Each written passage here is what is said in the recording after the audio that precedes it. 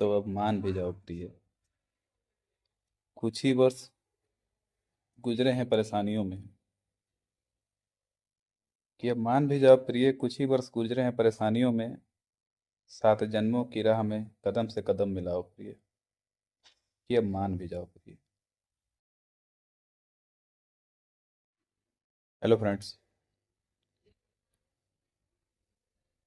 कुछ बातें हैं जो मेरे दिमाग में चल रही हैं, पर मैं समझ नहीं पा रहा हूँ कि उसका कुछ निष्कर्ष नहीं निकल पा रहा। मैंने सोचा मैं आपसे शेयर करूँ, कोई तो जवाब देगा। बात यह है यार कि जब भी किसी की शादी होती है हमारे हिंदू समाज में, ऐसे तो सभी समाजों में शादी रिचुअल से ही होती हैं। सभी की उत्सुकता उतनी ही रहती है, सभी उतने ही उत्साहित रहते हैं, सभी उतने ही इंजॉय करते हैं, लेकिन हमारे वाला थोड़ा सा ज़्यादा लंबा होता है। तो मेरी ही शादी को मान लो तो मेरी शादी की बात शुरू हुई थी सितंबर अक्टूबर 2014 में। 2015 जनवरी में मेरी सगाई हुई, शादी हुई मई में।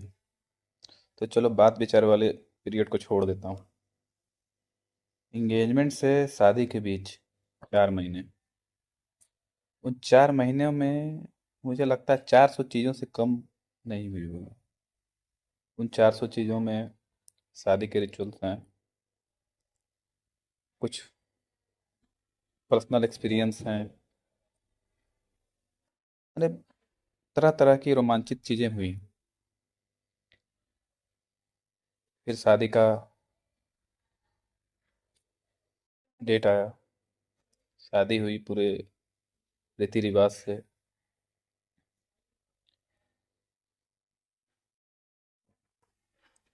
मतलब जितनी भी चीज़ें होती हैं वो सारी हुई। अब इस बीच मान के चलो कि शादी को आज मेरे 12 साल हो गए।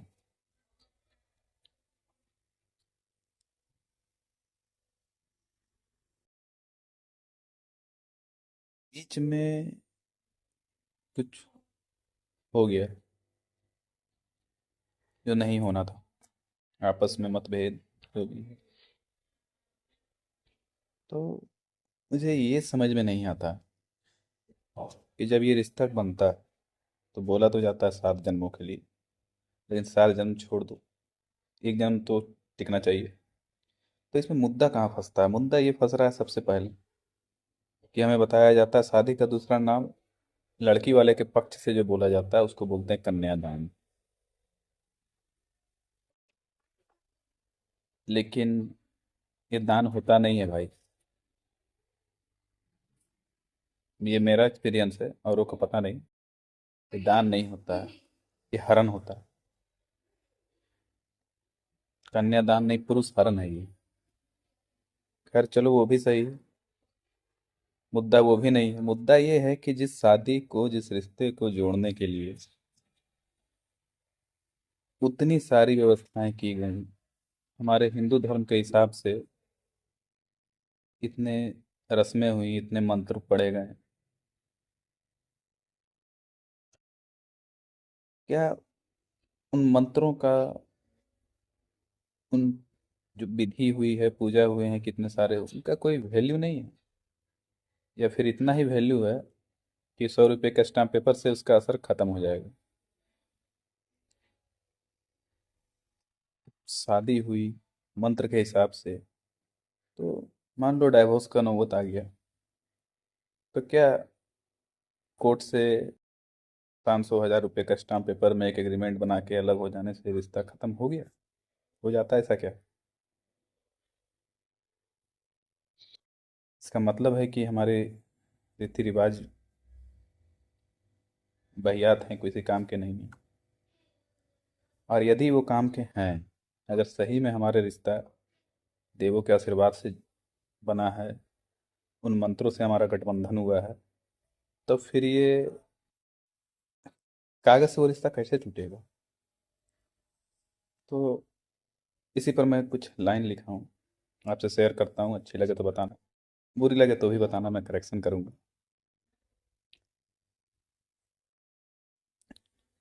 कितनी रस्में हुई थी,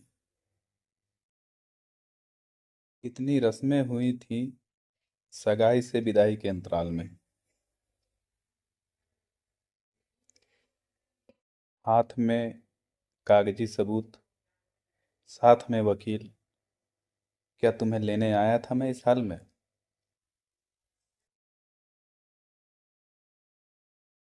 सात फेरे लिए थे हमने, सात कसमों के साथ। सात फेरे लिए थे हमने सात कसमों के साथ।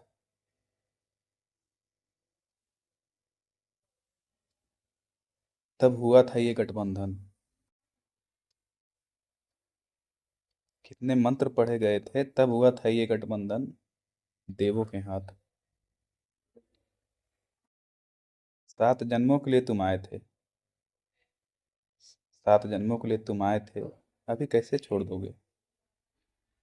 मंत्रों ने जोड़ा है जिस रिश्ते को, उसे कैसे तोड़ दोगे। हाँ, अलग होना ही है तो सही तरीके को अपनाया जाए। अलग होना ही है तो सही तरीके को अपनाया जाए। उस समय जो वकील थे हमारे, उस पंडित को बुलाया जाए। पढ़ें वो मंत्र तलाक वाला, पढ़ें वो मंत्र तलाक वाला, हवन की अग्नि को फिर सुलगाया जाए। एक बार इतना करवा दो, मैं छोड़ दूंगा हाथ तुम्हारा। एक बार इतना करवा दो, मैं छोड़ दूंगा हाथ तुम्हारा, चला जाऊंगा अपने हाथ में हाथ लिए।